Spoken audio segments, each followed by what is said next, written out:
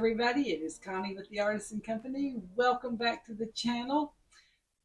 Hey, I have no idea what we're going to do, so we'll just have to go see what is on the desk. Let's go. Well, okay, so this is what's on the desk today. I decided that I bought this little tiny strand of Larimar. And, Larimar is that powdery blue color that has a mixture of a matrix in it and things like that. And I just loved it. Excuse me. So I bought that. And then I also bought this little tiny strand of apatite stone, and it's in chips and this little irregular teardrop shaped chips. So I'm going to mix these two blues together today in a little tiny dainty necklace that might be maybe 15 inches long. I'm going to mix it today with some 11.0 seed beads in this dark hematite color.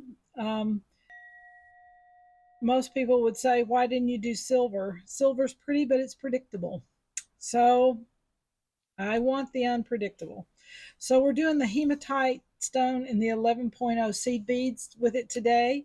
And I am so excited about doing this little tiny dainty project. So let me get my head wrapped around it, my pattern set out, and I'll be back.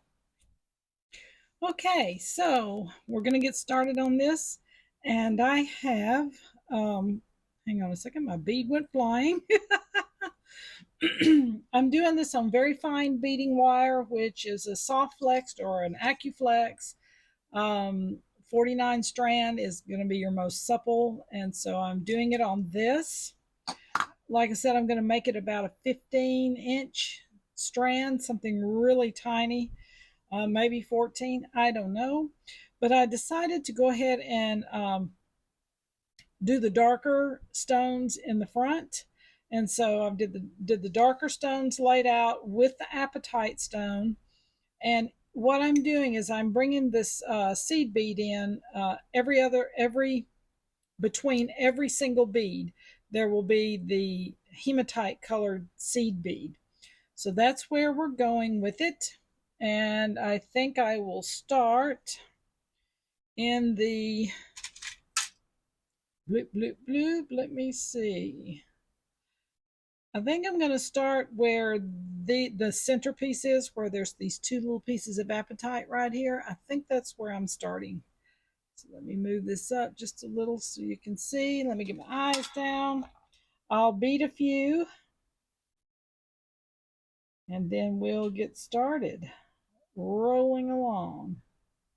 Ooh, baby. Wow, these holes are ultra tiny. Wow, wow, wow. Oh, geez, you guys. Oh, what was I thinking? Oh, my word, my word. This is going to take a second. But you know what? It will be stunning when it's done.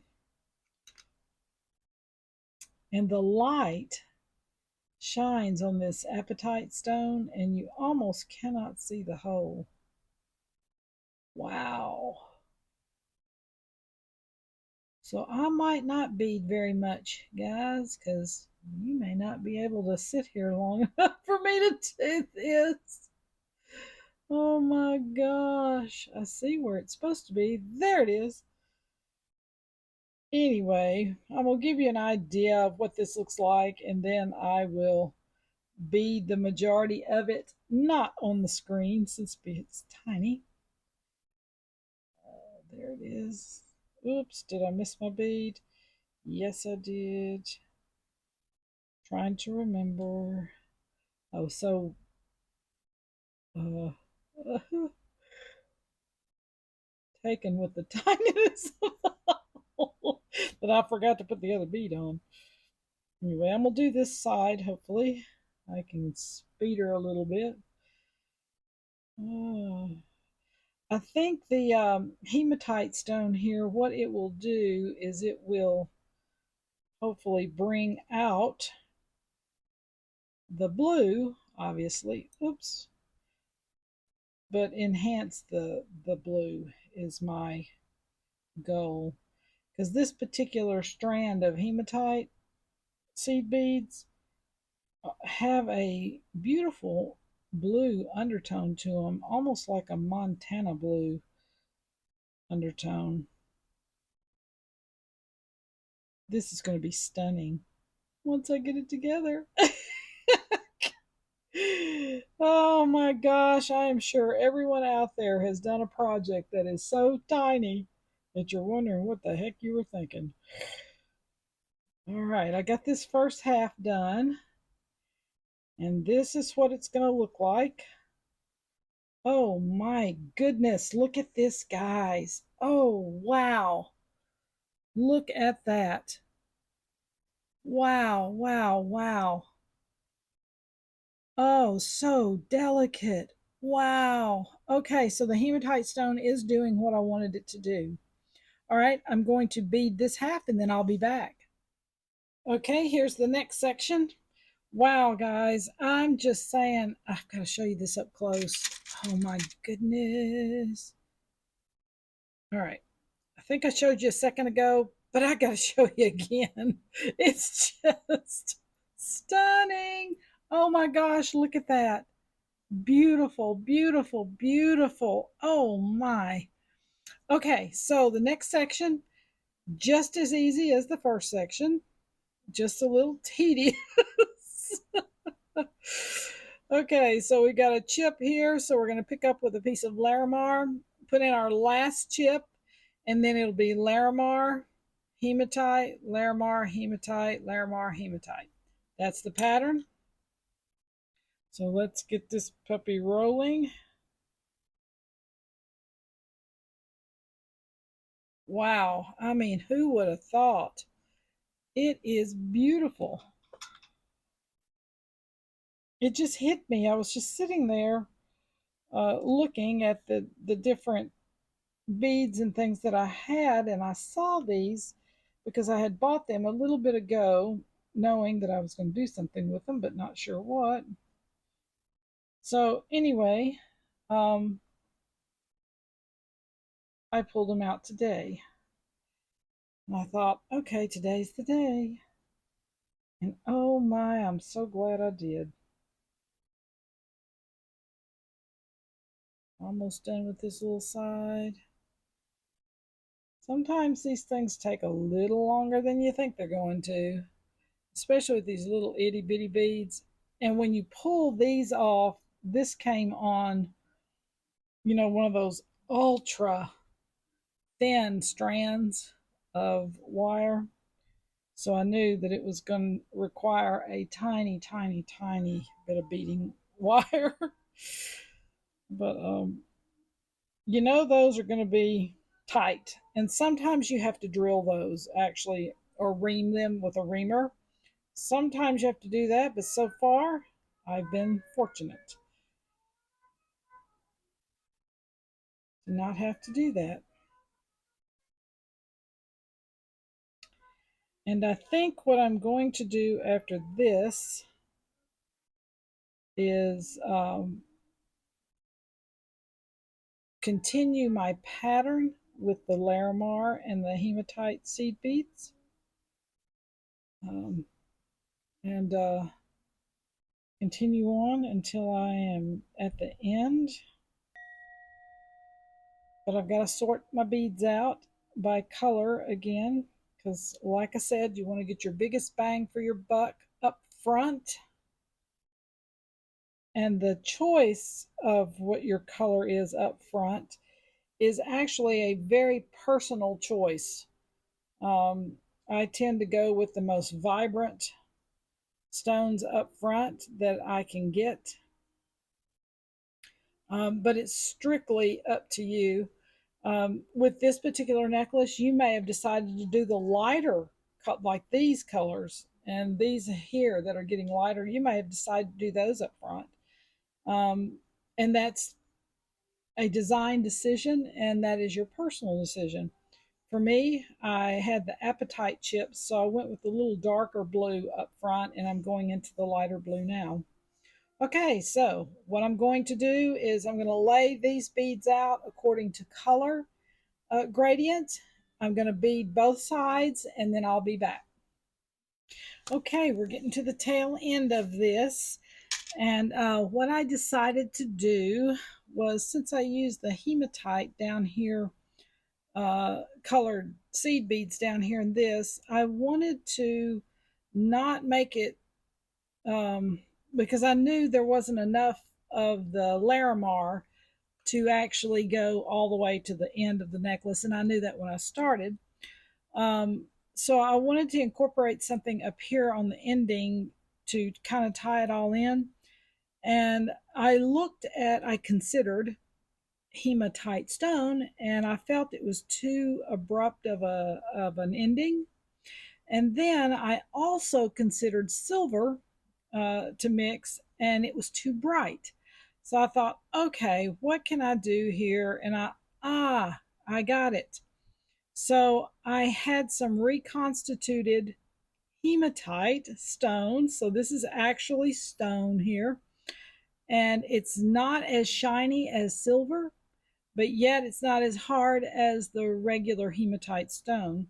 So I decided that I was going to go ahead and incorporate it and start incorporating it into the necklace as I was going up, and then finish out with solid on the end.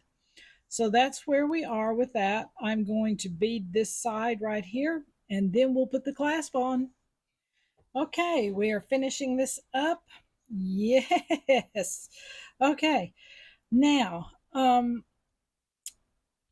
we're getting ready to put the clasp on down here, and for time's sake, I've already put one end on down here. I'm kind of letting these beads, because we have chips in here, because these are chips. Chips don't always lay flat and uniform like this, so you have to kind of play with them to get them to lay the way you want them to, and to make sure there's enough breathing room within the necklace that they will lay the way they're supposed to and not buckle or look tight. Okay, so I've got all these flipped. Now they do flip around as you're wearing them, but for the most part, I've got them where the necklace won't buckle and it's going to lay nice and supple. All right, so last thing is to put on the crimp and the clasp, and I chose this beautiful S clasp to finish with. So we're going to put the crimp on as we do always. And then you put on the clasp, run the wire back through the crimp, and you pull it down to the bead. Make sure, again, I cannot emphasize this more, to leave a little space here so this can move. You don't want it to be choking because he can't breathe. So, all right, and if you're using a tube crimp like I'm using, you mash it and then fold it.